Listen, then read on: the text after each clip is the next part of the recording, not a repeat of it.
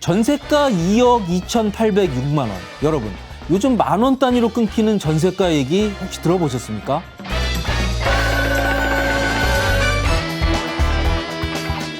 오늘은 요즘 돌아가는 이 전세시장 얘기를 한번 해볼까 합니다. 지난주 나온 역대 최대 규모의 이 공시가격 하락 조정.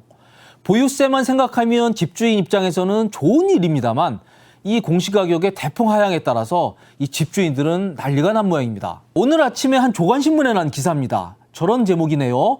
수천만 원 어디서 구하죠?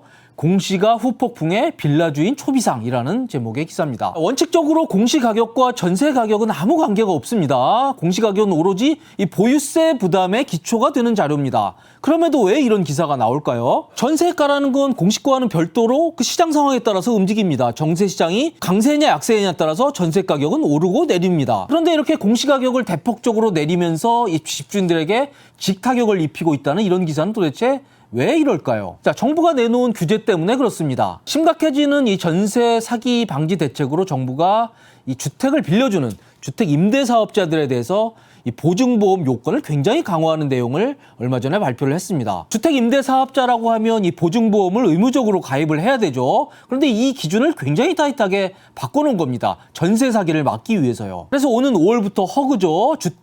주택도시보증공사에서 가입하는 이 반환 보증보험을 가입할 때 이 기준이 굉장히 까다롭게 됩니다. 자, 바로 저건데요. 핵심은 두 가지입니다. 우선 보증보험을 가입할 때 이 기준점이 바뀌게 됩니다. 그동안은 이 주택 가격을 평가를 할 때 이 실거래가나 감정평가를 우선 적용을 했는데요. 이제 올해 5월부터는 이렇게 하지 않습니다. 공시가격을 우선적으로 적용을 하게 됩니다. 과거에 이게 뭐 감정평가 같은 것을 우선 적용하다 보니까 감정평가사들과 짜고 뭐 신축 빌라 가격을 좀 부풀려서 보증금을 날리는 그런 문제가 있었습니다. 그래서 정부가 이제는 실거래가 감정평가는 나중에 공시가격 없을 때만 인정을 하고 올해 5월부터는 무조건 공시가격을 우선적으로 적용을 하게 그렇게 한 겁니다. 그런데 올해 공시가격이 어떻게 됐죠? 대폭 낮아졌습니다. 그러면서 문제가 생기고 있는 겁니다. 공시가격보다 실제 아파트나 빌라 가격은 비싼 게 상식입니다. 그래서 작년까지는 이 공시가격의 1.5배까지는 집값으로 봐줬습니다. 그런데 올해 5월부터는 1.5배가 아니라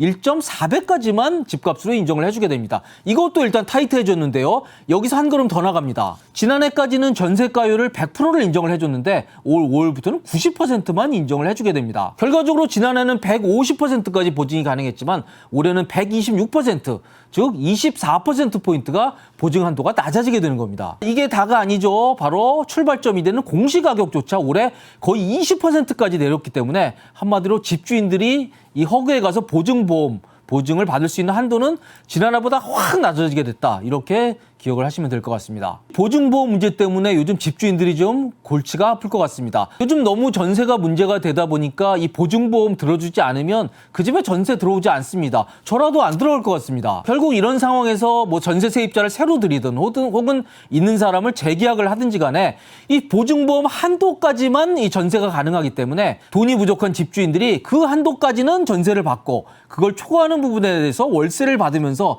아까 제가 서두에 말씀드린 이상한 만원 단위의 전세 가격이 바로 등장하고 있는 것입니다. 전세가 2억 2,806만 원, 참 외우기 어려운데 좀 황당한 그야말로 상식을 깨는 전세는 바로 이런 상황에서 발생을 하고 있는 겁니다. 예를 한번 들어볼게요. 전세가 2억 원인 서울의 한 빌라입니다. 지난해 공시가격은 1억 5,300만 원이었고요.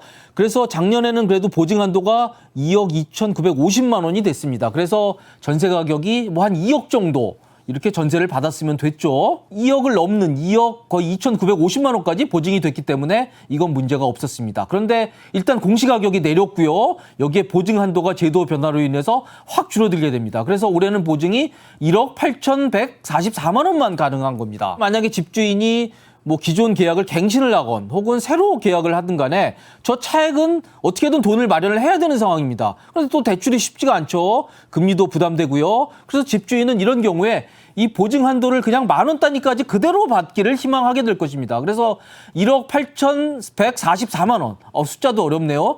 여기까지는 전세를 받고 저 나머지 차액에 대해서는 월세를 받는 이런 희한한 전세 시장이 최근에 나타나고 있는 것입니다. 자, 예를 하나 더 들어볼게요. 이거는 비빌라인데요. 공시가격이 지난해 1억 9,400만 원이었고 올해는 1억 8,100만 원이었습니다. 뭐 공시가격은 아주 많이 떨어지진 않았습니다만 이게 제도 변화로 인해서 보증 한도가 많이 떨어지네요. 그래서 지난해는 2억 9,100만 원 보증이 가능했기에 뭐 전세 가격을 2억 9천만 원 받았다고 합니다. 그런데 올 5월부터는 이게 보증 한도가 2억 2천만 원 정도밖에 안 됩니다. 그래서 만약에 세입자를 새로 들이거나 갱신을 하려고 그러면 결국 저 차액만큼을 7천만 원 정도를 돌려줄 수밖에 없는 상황입니다. 전세가 안 들어오니까 할 수가 없는 거죠. 그런데 저 전세 세입자가 뭐 2억 이러면 깔끔하겠습니다만 당장 돈이 없죠. 그러니까 이 보증이 되는 2억 2,806만 원까지는 전세를 받고 나머지 부분에 대해서는 월세를 받고자 하는 게 바로 주인 희망이고 그런 상황에 따라서 희한한 내용의 이 전세 가격표가 현재 붙고 있는 그런 상황인 것입니다. 다시 한번 말씀드리지만 이 전세 가격 변동과 관계없이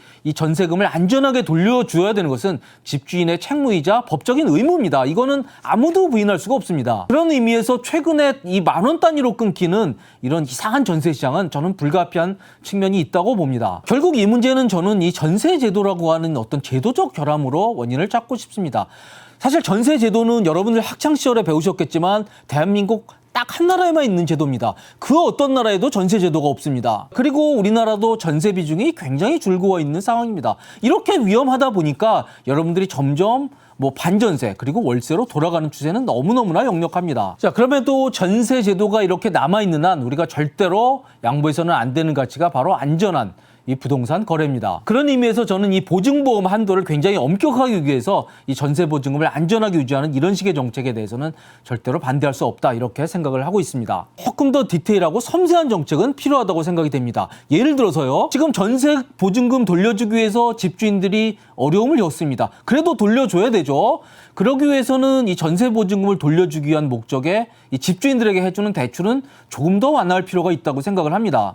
뭐 이게 새로 집 사거나 투기하려는 게 아니고요. 이 전세 보증금을 돌려주기 위한 목적이 확실하다고 하면 이런 대출은 좀 풀어주었으면 하는 생각입니다. 그래서 지금 정부가 이 대출은 뭐 풀어준다고 얘기는 했습니다. 그런데 막상 현장에서 물어보면 뭐 DSR 규제도 있고요. 그리고 이 임대사업자들에게 적용되는 RTI 규제 같은 게 있습니다. 그래서 실제로 정부가 풀어준다고 해도 실제로 현장에서는 집주인들이 돈을 잘 못 빌리고 있는 게 현실이라고 합니다. 자, 그래서 안전한 이 부동산 시장의 거래를 위해서라도 이런 좀 더 디테일하고 좀 더 섬세한 정책이 마련돼야 될 것이라고 믿고 있습니다. 자, 저희는 지금까지 최근 정부가 발표한 이 주택 공시가격 대폭 하락에 따른 이 주택 임대차 시장의 변화 모습에 대해서 알아봤습니다. 지금까지 시청해주셔서 감사드립니다.